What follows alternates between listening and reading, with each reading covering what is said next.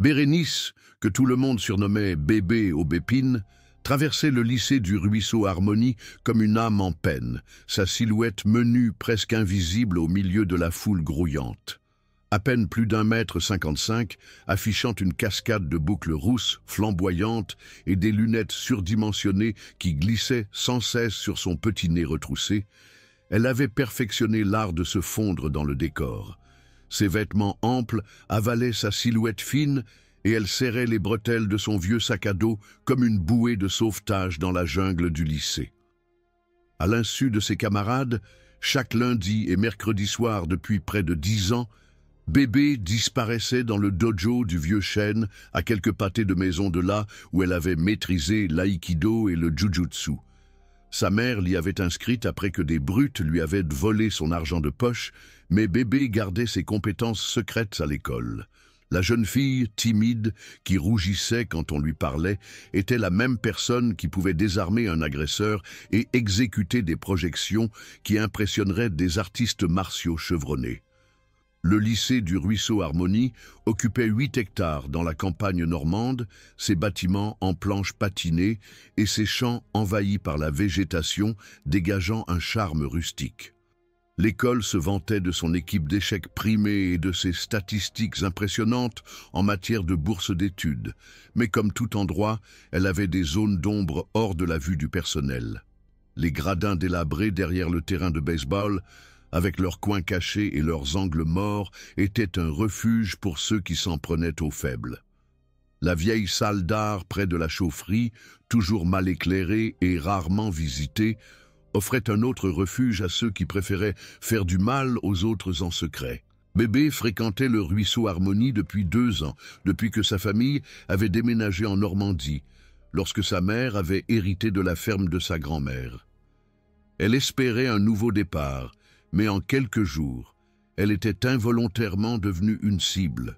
Peut-être était-ce sa tendance à bégayer lorsqu'elle parlait en classe, ou son habitude de déjeuner seule en dessinant des créatures mythiques, ou simplement son apparence discrète.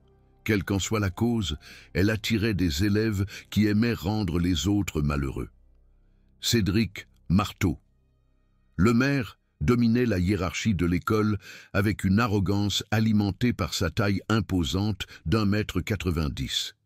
Son charisme naturel et un sourire désarmant qui trompait les professeurs en leur faisant croire qu'il était un élève modèle, malgré des preuves accablantes du contraire.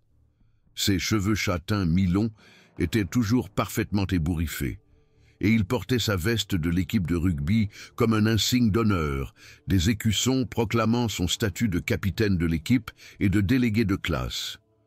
Pour la plupart des adultes, Cédric était l'incarnation du héros local. Pour les élèves comme Bébé, il était une menace.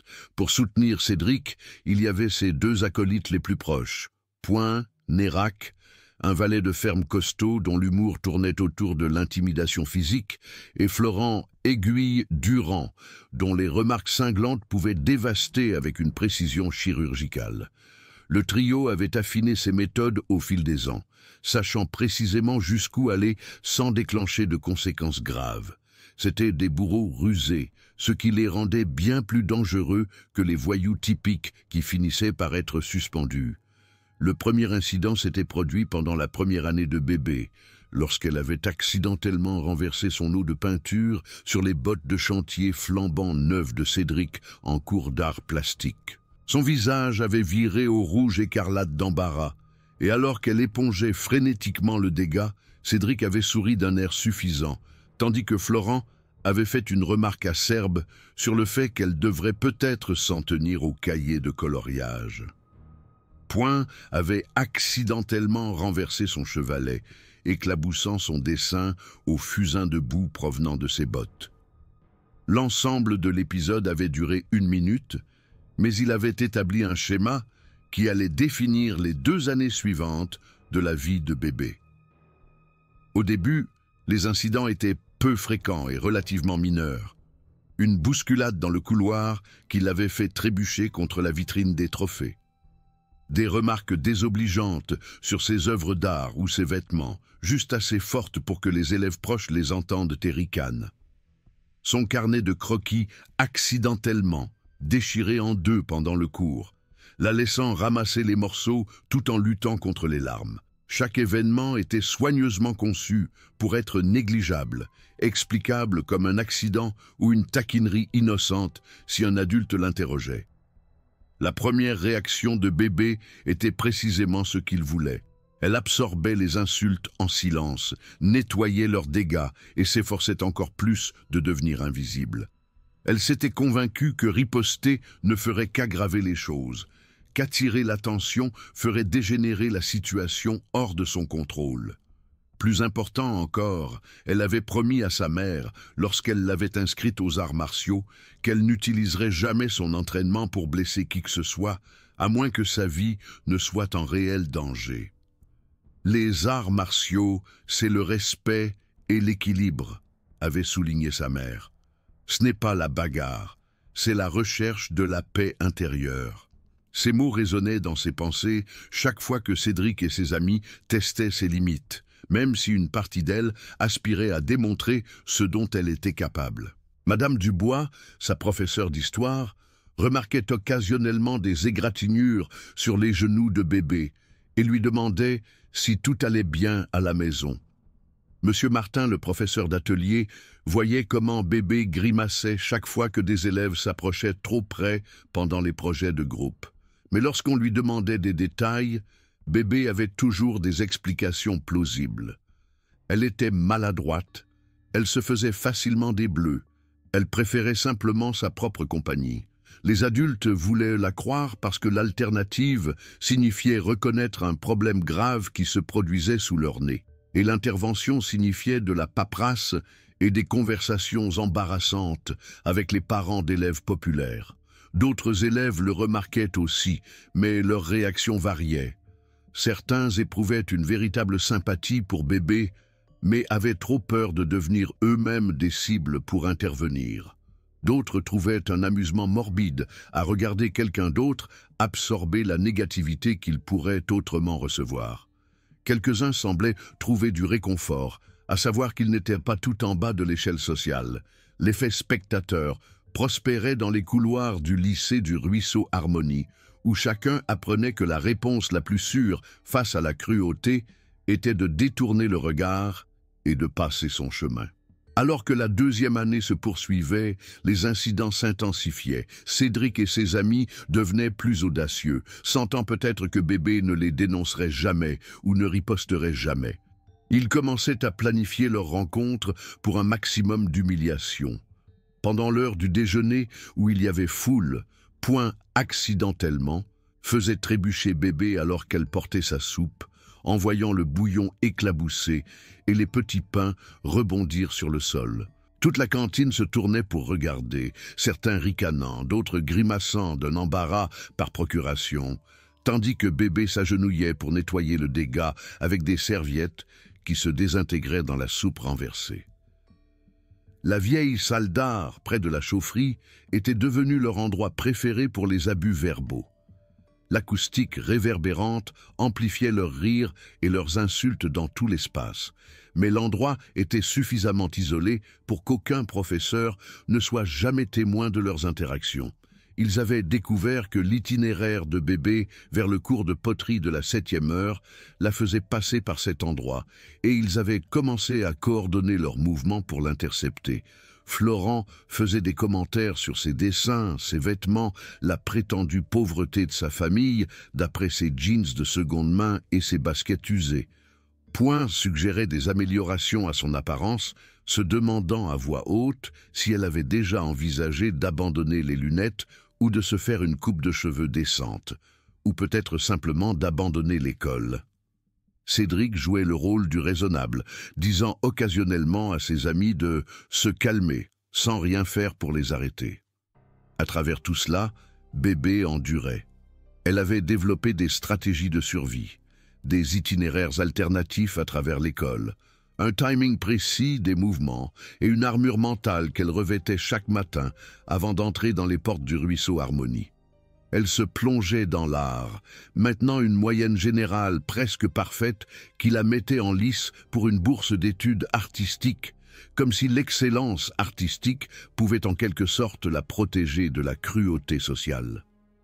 Ses professeurs d'art louaient son talent et son dévouement, ne soupçonnant jamais que l'école était devenue une épreuve d'endurance plutôt qu'un lieu d'apprentissage.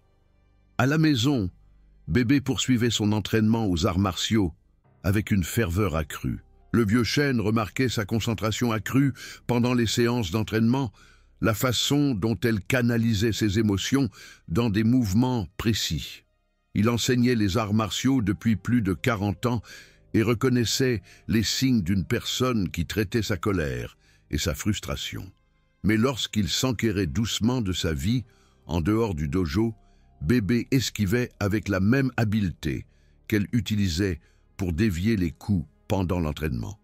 Elle allait bien, l'école allait bien, tout allait bien. Le point de rupture est arrivé un mercredi d'octobre, lorsque l'air vif laissait présager l'arrivée de l'hiver et que la saison des récoltes touchait à sa fin.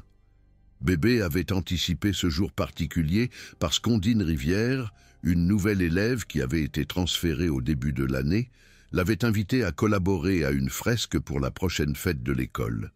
Ondine était tout ce que Bébé n'était pas, sûre d'elle, amicale, naturellement jolie d'une manière qui rendait les autres filles à la fois admiratives et envieuses. Elle avait des cheveux blonds éclatants qui scintillaient à la lumière et des yeux bleus brillants qui semblaient tout voir. Plus important encore, Ondine avait fait preuve d'une véritable compassion envers Bébé lors de leurs brèves interactions, complimentant ses croquis sans qu'on le lui demande et la défendant lorsque Florent faisait des remarques particulièrement méchantes à portée d'oreille. Elles avaient convenu de se rencontrer à la bibliothèque après l'école, mais Bébé devait d'abord aller chercher ses peintures dans son casier. Elle visualisait mentalement les schémas de couleurs en faisant tourner sa combinaison, complètement absorbée par des pensées d'impressionnisme et d'expressionnisme. Elle n'a pas remarqué Cédric, Point et Florent s'approcher avant qu'il ne soit trop tard pour les éviter. « Eh bien, qu'avons-nous là ?» La voix de Cédric avait ce ton particulier qui faisait sombrer le cœur de Bébé dans la crainte. « J'ai entendu une rumeur selon laquelle notre petit artiste s'est fait des amis. » Bébé serra sa boîte de peinture contre sa poitrine et essaya de les dépasser, mais Point bougea pour bloquer son chemin. Le couloir était presque désert, puisque les cours étaient déjà terminés pour la journée, ce qui signifiait moins de témoins, mais aussi moins de chances d'intervention du personnel. « J'ai entendu dire que tu travailles avec la nouvelle », ajouta Florent avec un ricanement. « Ondine Rivière, jolie fille. Bien au-dessus de tes moyens, tu ne trouves pas ? Elle m'aide juste avec la fresque, bégaya Bébé, sa voix à peine audible. Elle garda son regard fixé sur le sol, espérant que la soumission leur ferait perdre tout intérêt et passer à autre chose. « Peut-être devrions-nous donner un avertissement à Ondine, » suggéra Cédric. Son ton désinvolte, mais ses yeux calculateurs. « Faisons-lui savoir avec quel genre de personne elle s'associe. On ne voudrait pas qu'elle se fasse une mauvaise idée des normes sociales de notre école. » La menace était claire, et Bébé sentit quelque chose de froid s'installer dans son estomac. C'était une chose qu'ils la prennent pour cible, mais l'idée qu'ils tournent leur attention vers Ondine à cause de leur association la remplissait d'une autre sorte de terreur. « S'il vous plaît » murmura Bébé, le mot s'échappant avant qu'elle ne puisse l'arrêter. « Laissez-la tranquille. »« Oh, maintenant elle supplie, » dit Florent avec joie. « C'est encore mieux que je ne le pensais. Elle a un petit faible. » La cloche signalant la fin de la journée sonna et les élèves commencèrent à revenir en masse dans les couloirs. Bébé pensa qu'elle était en sécurité, qu'ils se disperseraient vers leurs véhicules respectifs et la laisseraient tranquille. Mais comme Ondine apparut au bout du couloir, marchant vers eux avec ses propres fournitures d'art à la main et un sourire amical sur son visage, Bébé réalisa que la situation allait empirer. « Ondine !» appela Florent gaiement, lui faisant signe de s'approcher. « Ça tombe à pic, on parlait justement de toi. » Ondine s'approcha avec le genre d'assurance qui vient du fait de n'avoir jamais été la cible d'une cruauté systématique. Elle sourit à Cédric et à ses amis avec une chaleur sincère, ne reconnaissant pas encore l'éclat prédateur dans leurs yeux. « Salut !» dit-elle, puis se tourna vers bébé. Prête pour notre projet de fresque? J'ai apporté des pinceaux. En fait, dit Cédric, se plaçant légèrement entre Ondine et bébé, nous étions justement en train de discuter de la question de savoir si notre petit ami ici avait mentionné sa réputation à l'école. Ce n'est pas vrai, dit fermement Ondine lorsque Point intervint avec des commentaires sur le fait que bébé était le cas de charité de l'école. Bébé est incroyablement talentueuse et elle n'a été que gentille avec moi depuis que je suis arrivé ici. Talentueuse, bien sûr, acquiesça Florent avec une fausse sincérité. Mais le talent ne compense pas tout le reste, vous savez. La façon dont elle s'habille, la façon dont elle agit, toute timide et maladroite. La plupart des gens pensent qu'elle est un peu bizarre, en fait. L'avertissement était subtil, mais indubitable. Fréquenter bébé et risquer de devenir vous-même une cible. C'était le même calcul que des dizaines d'autres élèves avaient fait au fil des ans. Et bébé observa le visage d'Ondine alors qu'elle traitait la dynamique sociale de la survie au lycée. En plus, ajouta Point, tendant soudain la main et arrachant le béret d'Ondine de sa tête. Peut-être que notre petit artiste ici pourrait apprendre quelque chose de votre sens de la mode. C'est un chapeau beaucoup plus joli. Ondine cligna des yeux de surprise, tendant automatiquement la main vers son béret. « Hé, rends-le-moi » Mais Point était déjà en train de le lancer à Florent, qui l'attrapa avec un sourire narquois. « Voyons comment il va à notre ami ici, » dit-il en se dirigeant vers bébé. « Arrêtez, » dit Ondine plus fermement maintenant. « Rends-moi mon béret tout de suite. »« Ou quoi ?» demanda Florent, tenant le béret juste hors de portée de bébé, alors qu'elle restait figée entre eux. « Tu vas nous dénoncer. » « Pourquoi jouer à chat ?» Bébé pouvait voir Ondine froncer les sourcils, essayant d'évaluer ce qui se passait autour d'elle. Sans son béret, la posture confiante d'Ondine s'était transformée en quelque chose de plus hésitant, de plus vulnérable. « Allez, binoclarde !» railla Point, tenant le béret plus haut. « Saute pour l'attraper. Montre à ta nouvelle amie à quel point tu es athlétique. »« S'il vous plaît !» dit encore bébé, se détestant de supplier mais ne voyant pas d'autre option. « Rendez-le-moi. » « Dis s'il te plaît comme tu le penses, » exigea Florent. « Mets-toi à genoux et implore correctement. » Le couloir se remplissait d'élèves, maintenant que les bus se préparaient à partir. Certains passaient en hâte, en détournant les yeux, tandis que d'autres ralentissaient pour regarder le spectacle. « C'est ridicule !» dit Ondine, sa voix plus forte maintenant, malgré son désavantage évident. Elle commença à se diriger vers Florent, tendant la main vers son béret. « Rends-le-moi tout de suite. »« Doucement, » dit Cédric, se plaçant devant Ondine et posant ses mains sur ses épaules pour l'empêcher d'avancer. Le contact était fugace et pouvait facilement être expliqué comme une tentative d'éviter une collision.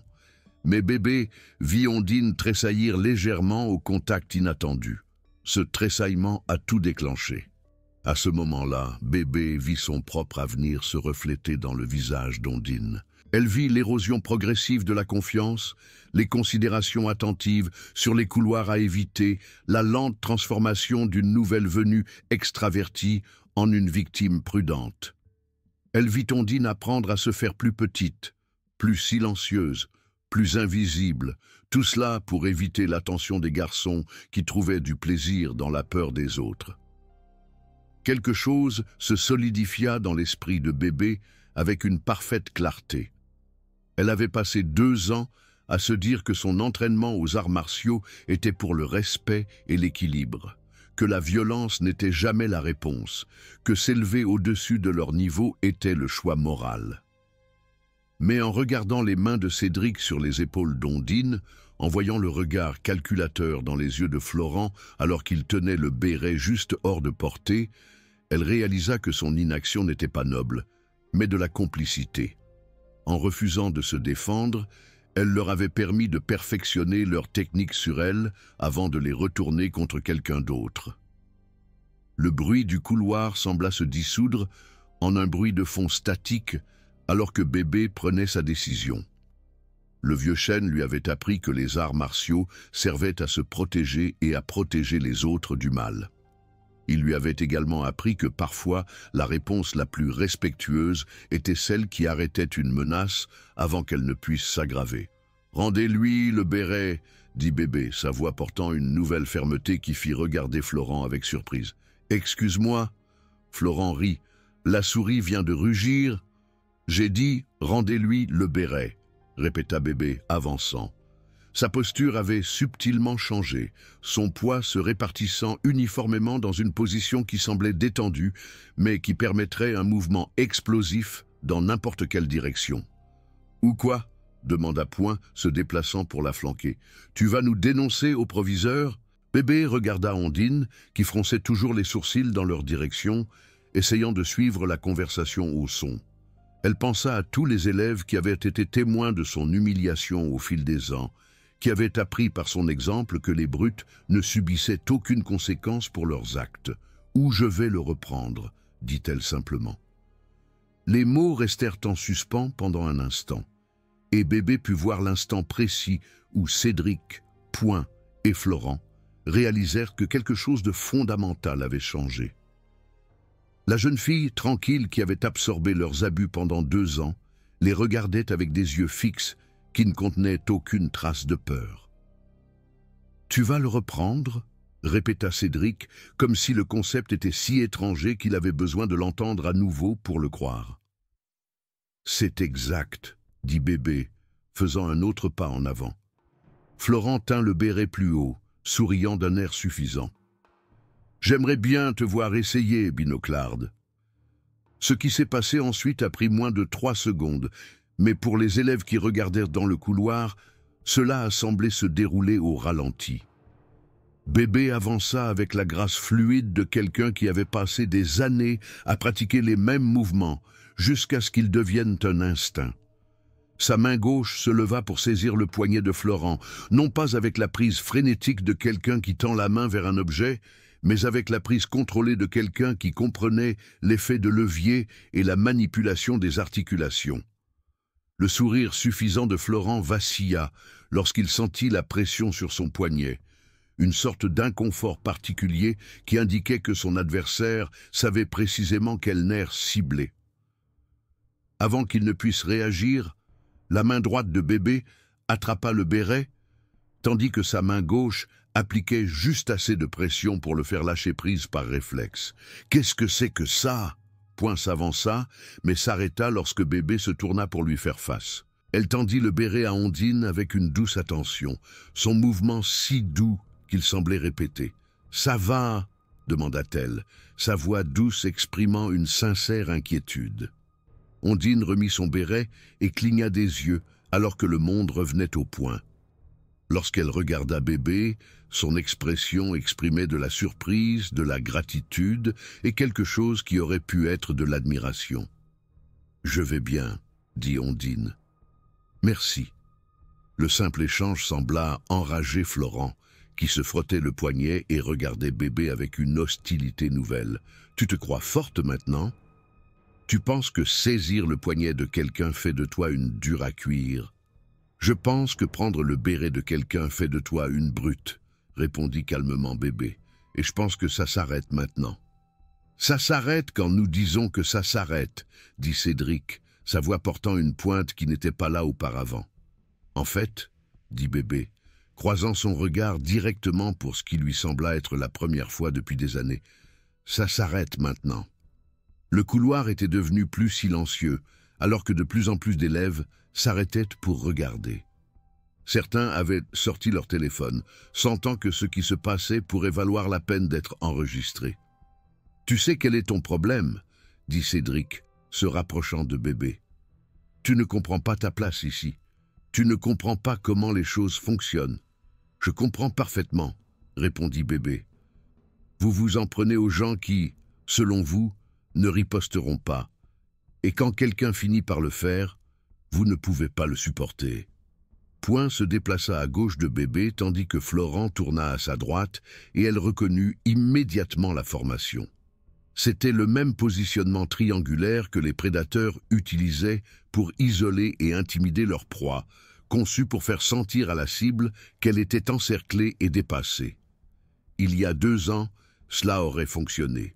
Mais la personne qui se tenait dans ce couloir n'était pas la même fille qui s'était d'abord recroquevillée sous leur attention. « Dernière chance », dit Cédric, sa voix portant le genre de fausse raisonnabilité que les brutes utilisaient avant de passer à la violence. « Excuse-toi d'avoir mis la main sur Florent et on oubliera toute cette histoire. » Bébé jeta un coup d'œil aux élèves qui regardaient à distance de sécurité, du moins le pensait-il. Elle vit le mélange d'anticipation et de peur sur leur visage, la façon dont ils tenaient leur téléphone prêts à capturer tout ce qui allait se passer ensuite. « Non », dit-elle simplement. Florent fit le premier mouvement, se jetant en avant avec le genre de coup sauvage qui venait de la colère plutôt que de l'entraînement. Pour quelqu'un qui avait passé des années à pratiquer des techniques défensives, son approche était télégraphiée et maladroite. Bébé esquiva doucement, utilisant son élan contre lui, et exécuta une projection d'épaule de base qui l'envoya s'étaler sur le sol avec un bruit sourd qui résonna dans le couloir. Le bruit de Florent frappant le carrelage sembla galvaniser Point, qui chargea sur Bébé depuis sa gauche. Mais le vieux chêne l'avait longuement entraînée à faire face à plusieurs agresseurs, et elle était prête pour lui. Un simple balayage de jambes attrapa la cheville de Point au moment précis, l'envoyant dégringoler sur le sol dans un enchevêtrement de membres. Cédric fixa ses 2 amis au sol, puis Bébé, qui se tenait calmement au centre du couloir, avec sa boîte de peinture toujours attachée à son dos. Elle ne respirait pas fort, n'était même pas ébouriffée. « Comment ?» demanda Cédric, la question lui échappant avant qu'il ne puisse l'arrêter. « 10 ans d'aïkido et de jujutsu, » répondit Bébé d'un ton factuel. « Je n'ai juste jamais vu l'intérêt de le mentionner avant. » La confrontation eut lieu 2 jours plus tard, après l'école, sur le parking où les élèves se rassemblaient pour attendre leur transport ou rentrer chez eux à pied. Cédric sentit qu'il devait réaffirmer sa domination devant un public plus large, bloquant le chemin de Bébé avec plusieurs autres élèves qui restaient normalement à la périphérie de leurs activités. « Si vous voulez un combat loyal, » dit Bébé lorsqu'ils l'accusèrent d'utiliser des tactiques déloyales, « alors battons-nous, juste toi et moi, Cédric, pas d'amis, pas de coups bas, pas d'excuses. » La foule bourdonna d'excitation. Quelqu'un cria « Battez-vous » et d'autres reprirent le chant. Cédric regarda autour de lui les visages qui les entouraient, réalisant qu'il était piégé par sa propre image. Reculer maintenant reviendrait à admettre que son pouvoir avait toujours été une illusion. « Très bien, » dit-il, enlevant sa veste de l'équipe de rugby. « Mais quand je te mettrai à l'hôpital, ne viens pas pleurer en disant que c'était injuste. » La foule forma un cercle approximatif autour d'eux, chacun sortant son téléphone pour enregistrer ce qu'il sentait être un événement mémorable dans l'histoire du ruisseau Harmonie. Bébé pouvait voir Ondine près du bord du cercle, son expression anxieuse mais encourageante. Cédric se déplaça avec l'arrogance de quelqu'un qui n'avait jamais perdu une confrontation physique. Son premier coup de poing fut un puissant crochet droit visant la tête de Bébé. Le genre de coup de grâce qui aurait mis fin à la plupart des combats avant même qu'ils ne commencent. Mais Bébé n'était pas la plupart des gens. Elle avait passé des années à s'entraîner contre des adversaires plus grands et plus forts qu'elle, apprenant à utiliser l'agilité et la technique pour surmonter les désavantages physiques.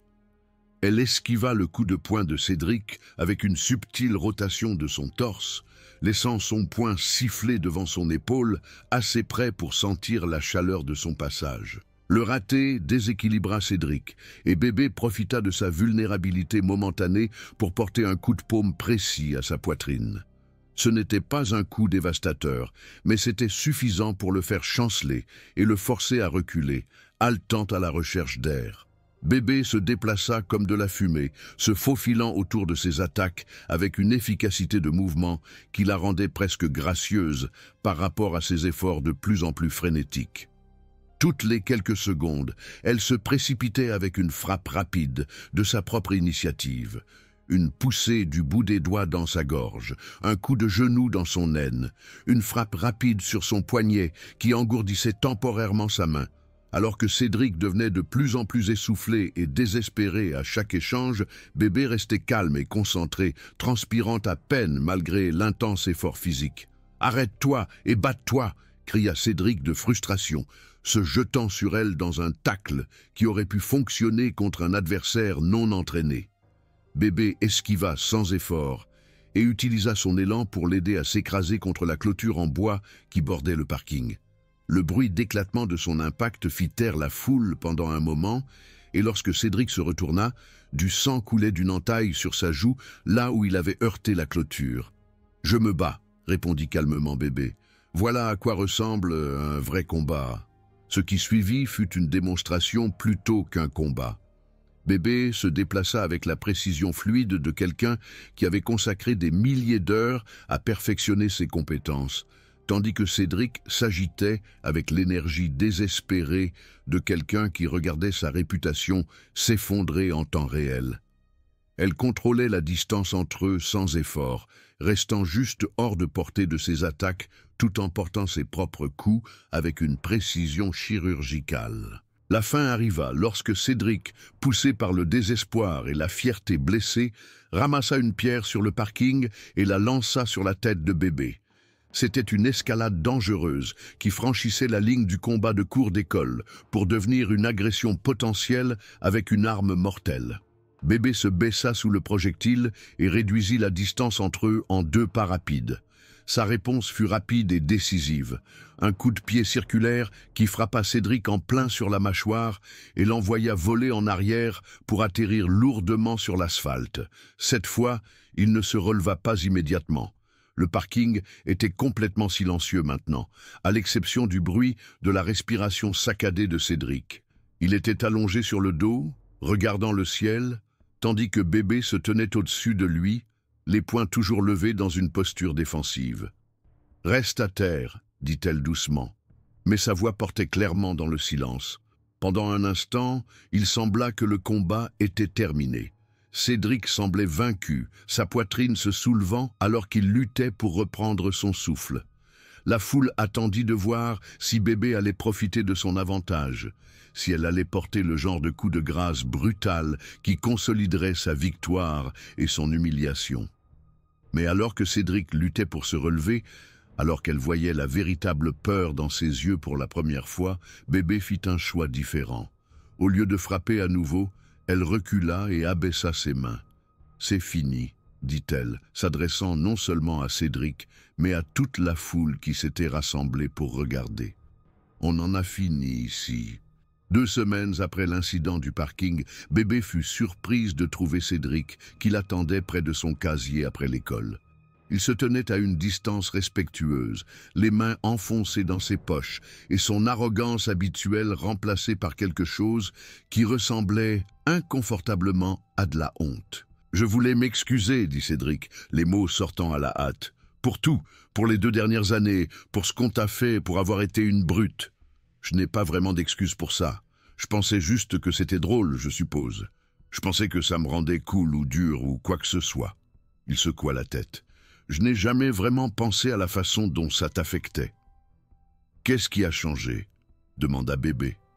Cédric resta silencieux pendant un long moment, fixant le sol. « Regarder cette vidéo, me voir me faire botter les fesses par quelqu'un qui fait la moitié de ma taille, voir à quel point j'avais l'air pathétique, mais aussi voir comment tu aurais pu continuer et tu as choisi de ne pas le faire. Tu aurais pu vraiment me blesser quand j'étais à terre, mais tu ne l'as pas fait. La violence ne devrait jamais être le premier choix, dit Bébé. Mais parfois, c'est la seule langue que les brutes comprennent. Je comprends maintenant, dit Cédric, et je suis désolé, vraiment désolé. Je sais que ça ne répare rien, mais je voulais que tu le saches. Bébé étudia son visage pendant un moment de plus, puis hocha la tête. Excuse acceptée. Mais il ne s'agit pas seulement de moi, Cédric. Il s'agit de tous ceux que toi et tes amis avez pris pour cible au fil des ans. Et il s'agit de s'assurer que ça ne